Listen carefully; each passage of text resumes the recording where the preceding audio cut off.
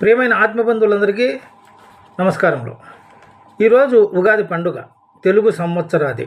మీ అందరికీ ఈ ఉగాది తెలుగు సంవత్సర శుభాకాంక్షలు. మనకు అనేక పండుగలు వస్తూ ఉంటాయి ప్రతి సంవత్సరము. ఆ పండుగలను మనం సంప్రదాయ పద్ధతిగా చేసుకుంటాము. ప్రతి పండుగకు ఒక కారణము, సంబంధము, సంప్రదాయము ఉంటుంది.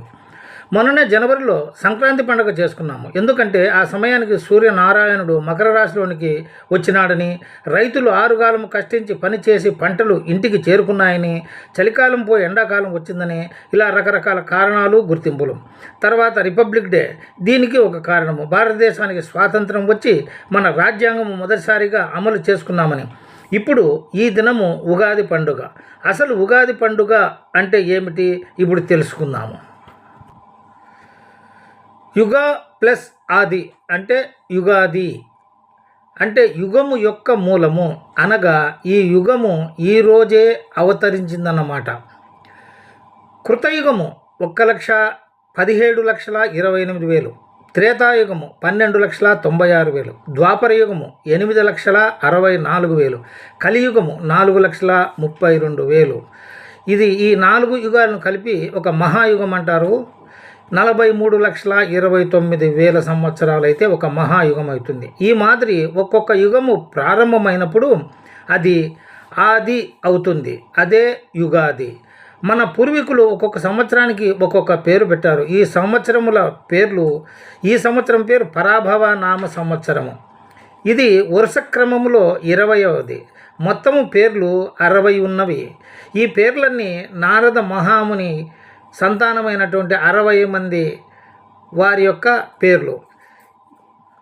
ఈ సంతానము కలిగింది ఈ విషయమంతా అది వేరే ఒక విషయము. దాని గురించి ఇప్పుడు ప్రస్తావించవలసిన అవసరం లేదు. మొత్తము పేర్లు 60 ఉన్నవి.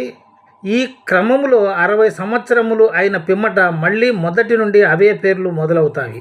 మా చిన్నతనంలో మాకు ఈ సంవత్సరముల పేర్లు మాకు నోటికి వచ్చేవి. అవి ప్రభవ నుండి అక్షయ వరకు. ఈ సంవత్సరాలకు వాని పేర్లు ఒక్కొక్క అర్థం ఉంటుంది. ఈ సంవత్సరం పేరు పరాభవ నామ సంవత్సరం. అంటే సాధారణంగా పరాభవాలు, అవమానాలు ఎక్కువగా ఉంటాయి. తస్మాత్ జాగ్రత్త. మనమంతా ప్రతి వారితో జాగ్రత్తగా వ్యవహరించాలి. తర్వాత ఈ ఉగాది సంవత్సరంలో ప్రత్యేకించి ఏ దేవుని పూజించాలి అంటే సృష్టి స్థితి లయ కారకులైన విష్ణు, బ్రహ్మ, శివుణ్ణి పూజించాలి. ఎందుకంటే యుగము క్రొత్తగా ప్రారంభం అవుతుంది కాబట్టి, ఈ సృష్టికి, స్థితికి, లయకారానికి మూల పురుషులు కాబట్టి. ఇంకొక ప్రధానమైన విషయం ఏమంటే ఈ పండుగ శుభదినమున ఉగాది పచ్చడికి ప్రాధాన్యత కలుగజేసినారు. ఎందుకంటే ఈ పచ్చడిలో షడ్రుచులు అనగా 6 రుచులు కలిగి ఉంటాయి. అవి తీపి, పులుపు, చేదు, కారము, ఉప్పు, వగరు రుచులను కలిగి ఉండి మానవ జీవితములో కష్టాలు, సుఖాలు, భయం, ఆశ్చర్యం, కోపం, సంతోషం ఇవన్నీ కలిసి ఉంటాయి అని తెలియచేయడానికే ఈ పచ్చడి. ఈ పచ్చడి తప్పక మనము ప్రసాదంగా రుచి చూడాలని చెబుతారు. మరియు తప్పకుండా మనము రుచి చూస్తాం కూడా. ఈ సందర్భంగా లయకారకుడైన విశ్వేశ్వరుణ్ణి ప్రార్థిస్తూ నమః శివాయ నటేశ్వరాయ, నమః శివాయ నటేశ్వరాయ, ఉమావరాయ నమో నమస్తే, ఉమావరాయ నమో నమస్తే. నమః శివాయ నటేశ్వరాయ, నమః శివాయ నటేశ్వరాయ. హృదయపీఠికా మధ్యగతాయ, సదమల వాంగ్మయ సంపత్కరాయ, హృదయపీఠికా మధ్యగతాయ, సదమల వాంగ్మయ సంపత్కరాయ, నదీధరాయ నగవాసాయ, నదీధరాయ నగవాసాయ, విధుకిరీటాయ వేదమయాయ.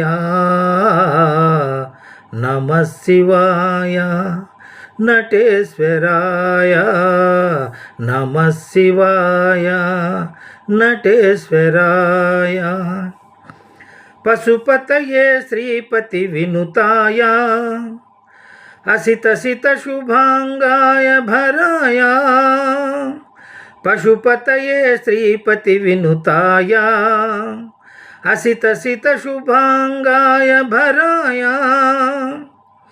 ప్రశాంతిదాయ పరాత్పరాయ ప్రశాంతిదాయ పరాత్పరాయ నిశితదీదిశానిష్టిదాయతే నమః శివాయ నటేశ్వరాయ నమః శివాయ నటేశ్వరాయ ఉమావరాయ నమో నమస్తే ఉమావరాయ నమో నమస్తే నమః శివాయ నటేశ్వరాయ నమః శివాయ నటేశ్వరాయ. చివరగా ఆత్మబంధువులారా, ఈ పరాభవ నామ సంవత్సర ఉగాది తెలుగు సంవత్సరాది పండుగను మీరు మీ భార్య పిల్లలతో బంధుమిత్రాదులతో ఇరుగు పొరుగు వారితో అందరితో ఆనందంగా జరుపుకోవాలని భగవంతుని ప్రార్థిస్తూ మీకు ఆయురారోగ్య ఐశ్వర్యాలు ఈ ఉగాది శుభ సందర్భంగా కలుగ చేయాలని మరి ఒకసారి భగవంతుని ప్రార్థిస్తూ ఆత్మబంధువులందరికీ మీ ఆత్మబంధువు పవన్ కుమార్. నమస్తే.